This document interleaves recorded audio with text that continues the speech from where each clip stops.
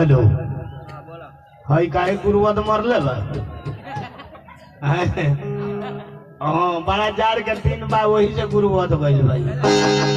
हाँ हाँ तो फाट जाई तो गुरुवत ही जाए। हाँ हम तो जानते बनी कि हम आई ने तो 3 गो नमूना भेटाला। सबसे पहले का नमूना भेटा लगी आई ने तो पहले लोग हमरा के कहेला हे तरे, दूसर का कहेला हे तरे, आ हेकरे से नहीं यार बाबा तो हे तरे कहेला। हाँ हाँ जे जैसन परसेंट वाला रहेला हमरा का अपन पता बता देला कि हाँ हम वही में का हई। हाँ तो हमरो लगा बात आर इलाज घबरा मत, जे तरह माल जाल का सुई दियाला नु जे गोभिना हो जाला वो तरह तरह के गोभिना दे घबरा मत ना। तू कैसन आदमी के लगा पाइना फेंकल तू ही जानो तरो, रात भर में तारा के अस्थिर ना रहे दे। चलिए एकदम शांति बना के बैठी। एक घड़ी का मॉडल ऐसा बाकी जे छबारी के मॉडल देखत नहीं रहुआ लगे गाँव गिराव जियान कर दिले। हमरा का मॉडल ऐसा बा देखत नहीं ऐसा मॉडल चलल बाकी ये घड़ी के लइका नीमन पाए 1000 के 500 के 500 के कीन ले तरह से जीन आ बोले से फाड़ के ठेहुन निकाल दे तरह।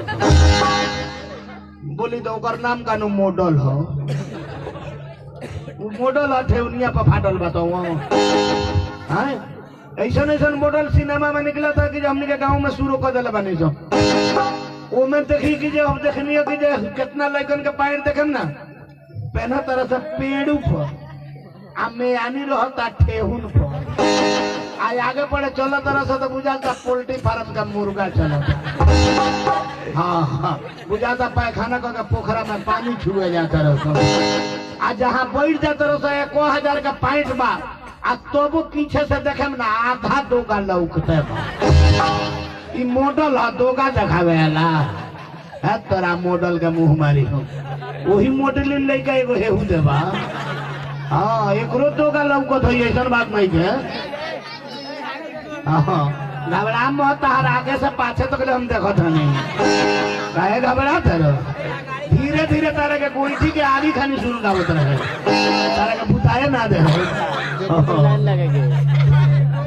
चलिए एकदम शांति बना के बैठल जाओ आ चाहे शांति मलहम लगा के बैठल जाओ आ ना होके तो जाड़ के दिन बा चाराता बाराता बे आए फाटता फिसली नो मोल रह जा।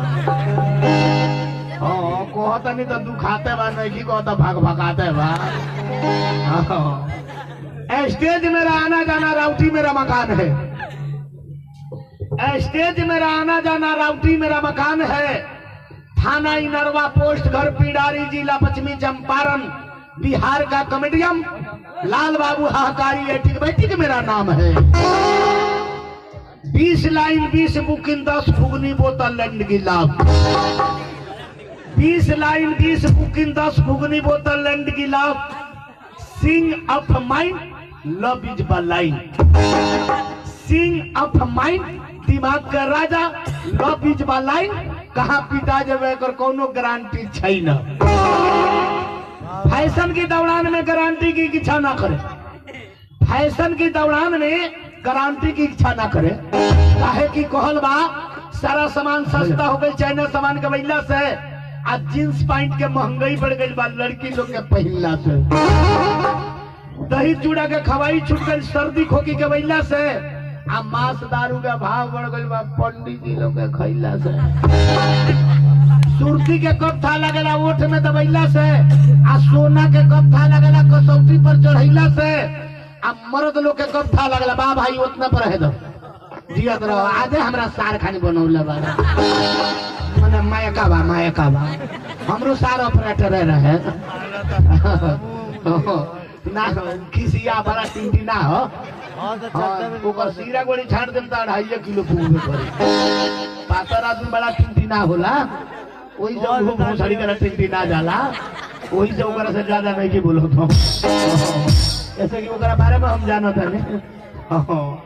ए बरा के महंगी देखी कितना छपले बा ए बरा के महंगी देखी कितना छपले बा।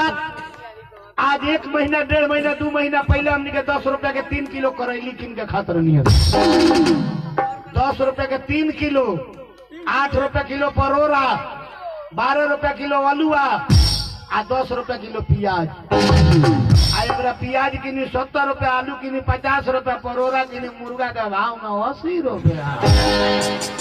देखिए कितना महंगी छपले बा। काहे? देश में महंगी बढ़ गई बा नेता लोग के तेल बिल कैला से। देश में महंगी बढ़ गई बा नेता लोग के तेल बिल कैला से। आ छोट छोट कलम कटा गई खुदरा ठेकेदार लोग के भैला से। आ कितना लोग के घर बिगड़ गई बा बुढ़वन के चुपैला से। आ कितना लोग के खुजली बिनाई नहीं के छोड़ा तो मुर्गा मुर्गी खैला से।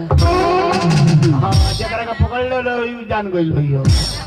हाँ ये बड़ा स्टैंडर्ड बीमारी हो। जरा का पकड़ ले इनको को पकड़ ले बा। ऐसा बात नहीं कि इंगरा के खोल के देखो तो। हाँ तो खोल के देखा तारा पकड़ ले बाकी ना हम देखे ना के देखी तो कोई आंख बंद कर लियो हम ताकते रहे। ये बड़ा स्टैंडर्ड बीमारी हो। एक के छवारी के देखे में ना वो पकड़ा तरस लुगी वाला मर्दानी वाला ने पकड़ा जाना है तो टांग उठा के मारेला। लेकिन फुल पैंट वाला पकड़ा था एकदम स्टैंडर्ड मेंटेनेंस करो था। पॉकेट में हाथ लगा के पॉकेटवा के मोड़ के आ खींच के लिया के अगर जंक्शन पर पहुंचा देता आ सब सावधान खड़ा रहे देखे ना। आ पॉकेटवा में हाथ लगा के बतियाइबो करेले हगुआ से बेसी देहिया हिलावे पकड़ाए में ना। लेकिन ऐसा बीमारी हो कि सांप जब ये अपन स्प्रिट उठावेला तो सांप के खुरिया देला। कितना लोग के खुजली दिन आई नहीं के छोड़ा तो मुर्गा मुर्गी